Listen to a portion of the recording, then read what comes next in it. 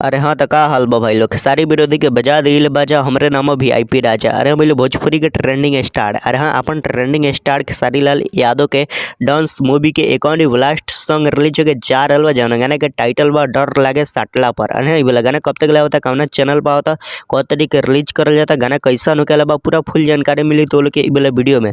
तो लोग ये वाला वीडियो के शुरू से लेकर लास्ट तक देख लेंगे। बाकी अभी तक हमारे चैनल के सब्सक्राइब नहीं करने के लिए तो अभी सब्सक्राइब करके हमसे जुड़ जाएंगे। तो भाई तो लोग सबसे पहले बता दी कि गाना बचौन के लिखले बता भाई तो गाना लिखले बने कृष्णा बेदर्दी। अरे भाई भोजपुरी के बहुत ही अच्छा बहुत ही मस्त राइटर कृष्णा बेदर्दी लिखले बनन। बाकी म्यूजिक डायरेक्टर के बात करल जाओ कि यहाँ बोला गाना म्यूजिक के दिले बा कृष्णा बेदर्दी ही दिले बनन। अरे भाई गाना लिखले भी बनन कृष्णा बेदर्दी और म्यूजिक डायरेक्टर भी बनन कृष्णा बेदर्दी ही। बाकी भाई तो लोग बता दी कि गाना गईले के बता भाई देख लें गाना गईले बनन भोजपुरी के ट्रेंडिंग स्टार खेसारी लाल यादव और शिल्पी राज मिलके दोनों हम गाना गईले बा। बाकी गाना बहुत ही मस्त बहुत ही झकास बहुत ही जबरदस्त बा।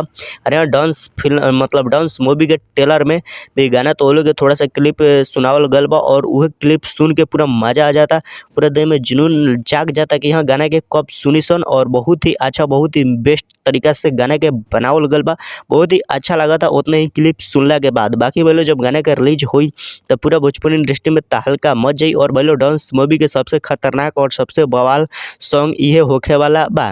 बाकी बोलो तो लोग बता दी कि हाँ गाना कौना चैनल पर रिलीज हुई तो देखल गाना रिलीज हुई ग्लोबल म्यूजिक जंक्शन के यूट्यूब चैनल पर। अरे हम लोग ग्लोबल म्यूजिक पर खेसारी लाल यादव के गाना रिलीज हुई डर लागे साटला पर। बाकी तो लोग वीडियो में देखे के मिलियन सभ्यता सेन। अरे हम लोग खेसारी लाल यादव और सभ्यता सेन तो लोग वीडियो फॉर्मेट में देखे के मिलियन। बाकी तो लोग बता दी कि हाँ गाना कब तक रिलीज करल जाए तो भाई लोग देखल अब ग्लोबल म्यूजिक जंक्शन से जो डांस फिल्म के गाना आई तो यह गाना आई। अरे हम लोग यह गाना आई गाना बहुत ही बेस्ट बहुत ही मस्त बहुत ही खतरनाक तरीका से बनावल गल बा। तो लोग गाना के मत मिस मत करे लेकिन गाना बहुत ही बेस्ट बहुत ही मस्त बहुत ही झकास बा। बाकी गाना गईले बड़े भोजपुरी के ट्रेंडिंग स्टार खेसारी लाल यादव और शिल्पी राज मिलकर दोनों में गाना गईले बा। बाकी गाना लिखल बड़न कृष्णा बेदर्दी और म्यूजिक डायरेक्टर भी बड़न कृष्णा बेदर्दी।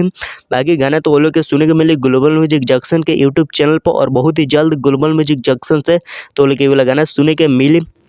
तो लोग गाना के मिस मत कर लेंगे गाना बहुत ही बेस्ट बहुत ही खतरनाक बहुत ही मस्त बा। बाकी डांस फिल्म के भी एक और गाना रिलीज हो चुकल बा। अरे हाँ भैया ये वाला गाना भी बहुत ही खतरनाक बहुत ही मस्त बहुत ही झकास बा। अगर तो लोग अभी तक नहीं करेंगे सुन ले तो जाके सुन सकते लेंगे। बाकी तो लोग ये वाला वीडियो कैसा लगल अच्छा लगल हो तो लाइक कर लेंगे चैनल के सब्सक्राइब कर लेंगे वीडियो के शेयर कर लेंगे। बाकी तो लोग भी खेसारी लाल यादव के फैन बढ़ तो एगो अच्छा सा कमेंट जरूर कर लेंगे। बाकी यहाँ तक वीडियो देखे खातिर तो लोग बहुत बहुत धन्यवाद।